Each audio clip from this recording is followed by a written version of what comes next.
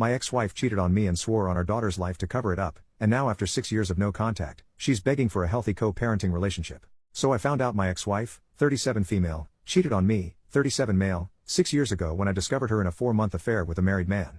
We share a 15-year-old daughter together and co-parent exclusively through my sisters, or email.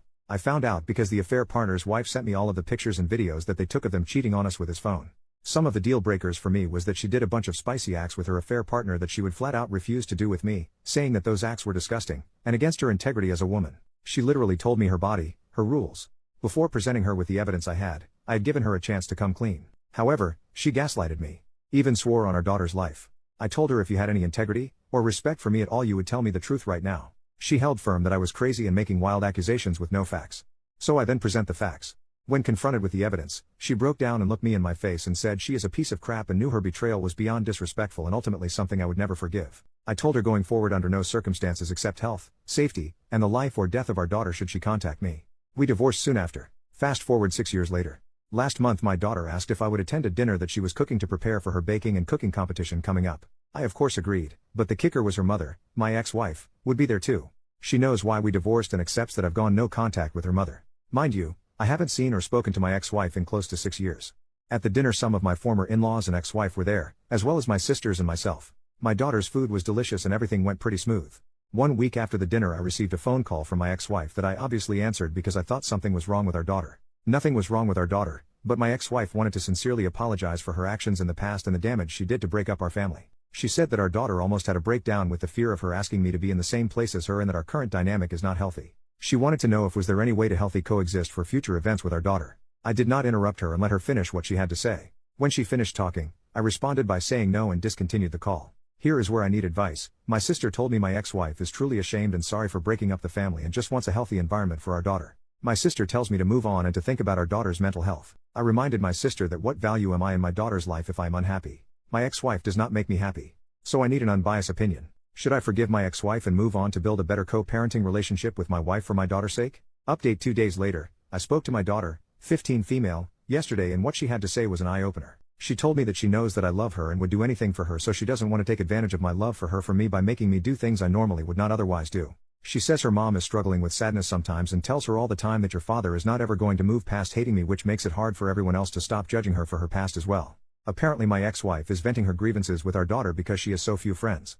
My ex-wife lost a majority of all of our childhood friends, as we all grew up together. None of the husbands want their wives hanging out with her due to the fact that she used girls' night as an excuse to be with her affair partner, and some of the wives knowingly and some unknowingly covered for her. This caused a lot of drama.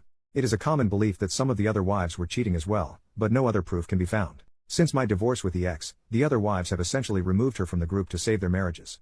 Anyway, my daughter also explained to me that she missed our family being together if she was being honest, but understands that me and her mother love her. She then asked me about forgiveness, and then about unforgiveness, things people cannot be forgiven for. I told her that is ultimately a standard you have to set for yourself. It comes from the morality and values you have within yourself.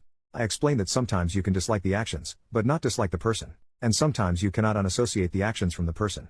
Then I gave her an example. Joffrey Baratheon from Game of Thrones. She hates him with a passion.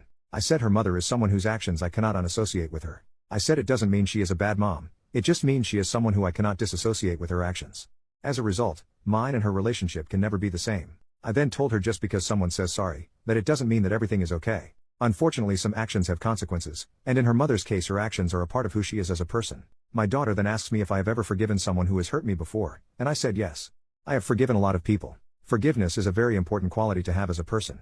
Ultimately, we had a very good conversation last night and said me and her mom will always be there for her when she has big life events. I will be talking to my ex-wife soon about her comments to our daughter. Second update 10 months later. So, after my last post I decided to schedule an appointment with 2 separate therapists who specializes in marriage and family counseling after divorce. I saw these 2 therapists over the course of 5 months. I did 5 sessions with each therapist, 1 woman and 1 male. In the sessions, I went over all my issues I dealt with my ex-wife and the current dynamics we have in place now. I showed both therapists my Reddit post and wanted truly 2 non-biased opinions from 2 professionals of the opposite sex. The advice they both gave me provided the contrast I needed to make necessary changes if any in my life. The first thing I did was invite my ex-wife to join me in 3 planned therapy consultations in which I would pay for. The goals were simple. First, create an avenue for my ex-wife to start speaking with a professional instead of our daughter about our issues. Second, give her closure, not forgiveness, but an opportunity to give her any answers she may need to recovery and be a better mother and person to our shared child. Lastly, build and commit to a plan that we will follow on how we will deal with parenting our daughter and behave at shared life events, and she actually accepted my offer. First session. The first session was all about sharing our point of view on the current state of our lives, and what we both want for our daughter. I shared that I am currently enjoying my life as my professional and personal life are flourishing in the sense that I have achieved balance, joy, and core life goals and accomplishments are being met. For my daughter, I shared that my goal is to ensure that she is happy, enjoys her childhood, feels loved, and understands the value of self-respect and commitment to core values. I always share with her that everyone loves to believe that they are exceptions to the rules, but sometimes following the rules are what makes a person exceptional. Having a clear sense of what is right and wrong and behaving in that fashion is very important to who you are. I shared my biggest regret in life would be if my daughter turned out like how her mother used to be 7 to 8 years ago. It was brutal saying this in the session, but I truly believe and fear this. My ex-wife then shares the current state of her life. She is very passionate about her career, interior-exterior designer. She quite literally turns houses into homes. She shares that she is currently working on herself because her past few relationships ended poorly because of her baggage from our marriage and divorce has made her very afraid of commitment. She also wants our daughter to be happy, loved, and a hard worker. She responded to my comment about me being afraid of my daughter turning out like how she was 7 years ago. She said her pride was hurt by that comment, but years of therapy help her realize she must accept that her actions of the past have warranted that kind of comment from me. She said she knows our daughter does not want to be like her because our daughter has asked her many times besides cheating on dad, what is the real reason why he will never forgive you? She said people cheat and get divorced all the time and they are still friends. However, dad truly thinks you are a bad person, but a good mom. For years she thought I was poisoning our daughter against her, but quickly realized that was just her own guilt eating her away. The session ended quickly after that. Second session. This session my ex-wife asked a lot of questions. I mean a lot. Nevertheless, I answered all of them honestly and bluntly. The 3 main questions she asked were the following. 1.